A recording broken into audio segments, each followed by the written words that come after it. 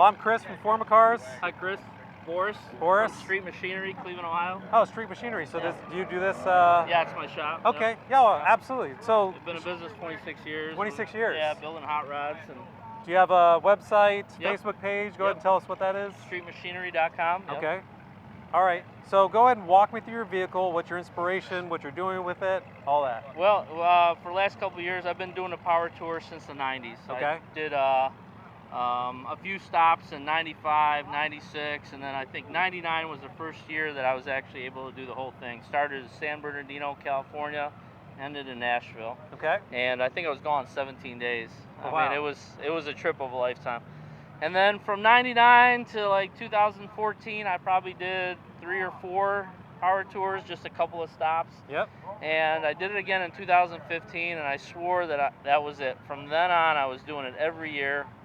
In 2016, something came up, and I missed it, and I made a pact again. Okay. 2017, I'm going to build a vehicle specifically to take on power tours. So that's what we did last year. Built a 61 Biscayne with a twin turbo Hemi in it. Wow. Drove it on a power tour. Finished it the day that we left.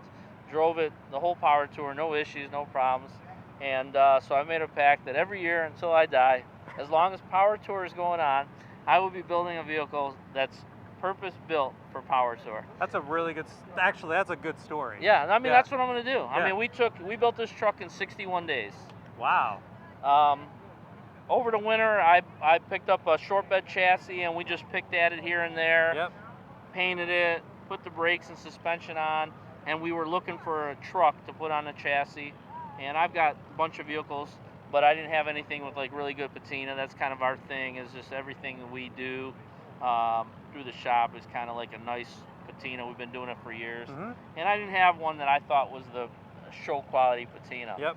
So I found one in Modesto, California. I bought it, and I could not find a transporter to pick it up. So I think it was April 23rd. I said, we can't wait anymore. We got to pick one of the ones in the backyard. So I had an Army truck. This was an actual U.S. government issued Army truck. There was no trim. There was no wood grain. There was nothing on this. Oh, okay. There's a nomenclature on the glove box with the serial number, the date it was issued, the U.S. Army number, serial number. Yep. It's all on the glove box. So I said, you know what? We can't wait for this Modesto truck. Let's pull this one in, and we'll just buff the paint or do something because it was real chalky. It didn't have what I call show quality patina. Okay. Yeah. So we pulled this in, we blew it apart, and I think that was April 23rd, and we built this truck in 61 days. Or let me say assembled it in 61 days because we already had the chassis done. But I bought this. I have a Facebook group called Swaparama. I started like 4 or 5 years ago where people post up stuff for sale. I bought this off of Swaparama, and I bought it to flip. And I couldn't get anybody to give me like $500 more than I paid for it. So I stuck it behind my shop, and I said I'm going to build it one day, but that day never came. Yep. So we ended up using this because the other truck didn't come. It's a stock chassis. We put all Ride-Tech suspension on it with airbags, 4-link. It's got all tubular control arms. We narrowed the rear. We built the rear end. We narrowed it about 4 inches. I had these wheels left over from another customer's project, so we brush finished them, painted the centers. I had some Willwood brake kits that just leftover pieces and parts. We actually built this out of stuff we had laying around. They're not for this truck, but we made bracketry to make them work. Last year's car again was a Hemi, and so I went in search of and I bought a used Hellcat engine, and we actually did a Hellcat driveline in the car. We used a 4L85. We used a GM transmission to keep things a little less complicated. We used a GM 4L85. It was built by a shop local to us called Gearstar Transmissions. They do an unbelievable job. We buy all our transmissions from them. They build them to our specs for whatever engine we're putting them behind. But other than that, it's just like a 16,000 mile used engine. We blew it all apart, took all the tins off of it, painted all the pieces. Steph's made us a oil pan to our specs. We bought a set of Cook's headers that we modified to fit this chassis. Basically cleaned up the firewall, painted the undercarriage of the truck, all the pieces, inner fenders, core support, that kind of stuff we painted. And we were about done, I think about Monday, we were ready for a test drive, and I thought the truck needed something else, so we decided to wood grain it. So there's a company out of Florida called Low Sierra. I called them, they're friends of mine, and they sent me all the wood grain for it. Okay. And I called the truck shop, and they had all the trim in stock. They sent me the trim, and we actually put this on Wednesday and Thursday before we left for the power tour. Oh wow! Oh, Yeah. So how'd you put this on? What was this? Just like more of a? Believe it or not, I had a friend of ours that does window tinting, and I asked him if he could do it, and he goes, "Oh, I'm sure we can figure it out." And he just came by two nights this week, and or last week, and he put it on. He did a fantastic job.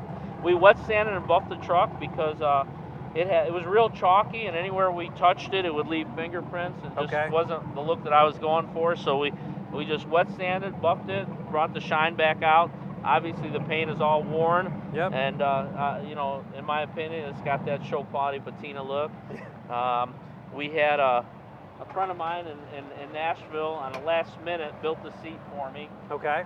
Chris Tisdale, he took a stock square body seat and redid the foam, and I told him what colors I wanted. He sent me some samples. I picked out the plaid, and he did a fantastic job on it.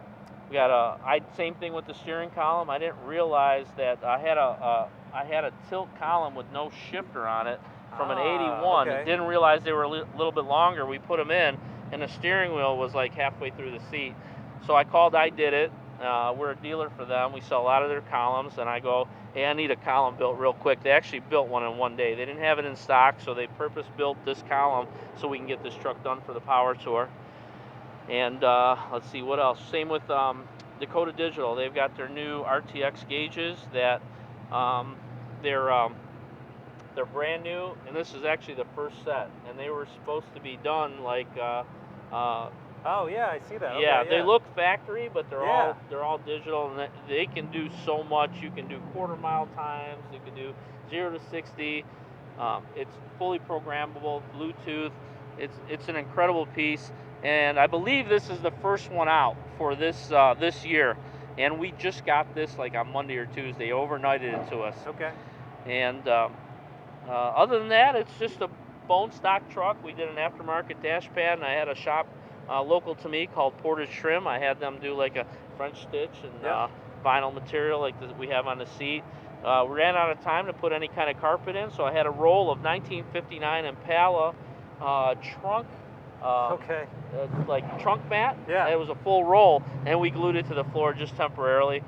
We got Boom Mat, another company that's local to us. It's been really good to us. We boom matted the whole interior and then covered it with the trunk material. It's temporary, but it'll work, you know, for right now. Yeah. So let's jump over here real quick and show me that what you're talking about the military thing, and then I also noticed this door you finished off a little bit, or looks a little bit finished. Yeah. This is if you look over here, there's a nomenclature, and it's got basically everything about the vehicle. It's got the contract number for the U.S. government. Okay. It's got the date of delivery, basically everything about it, and then it says U.S. property. And I don't know if the seller was honest or not, but he told me he bought it from some general that when he retired, he was able to buy this from the U.S. government. Whether it's true or not, I don't know. It's a good story regardless. Yeah. And the biggest kick I get out of this truck is people ask me all the time, they go, where's your shifter? So I tell them it's a Bluetooth shifter, and they just look at me funny. So, and they keep looking back to the truck, and they still can't find the shifter.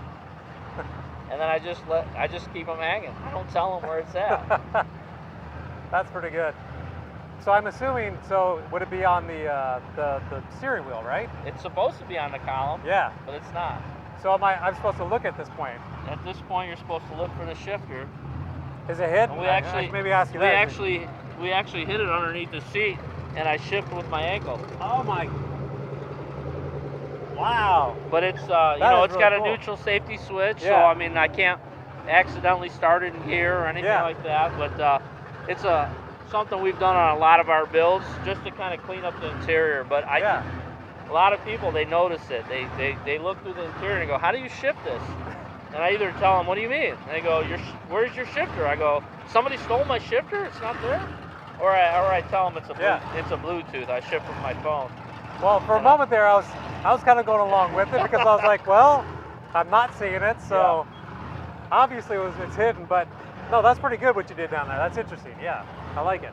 So we got this done. We didn't have door panels. We actually had to pick them up in North Carolina, and I didn't have enough pieces to finish everything I needed to do. So I've been riding around with my one door panel off, and all the sharp edges, keep cutting myself in the same spot.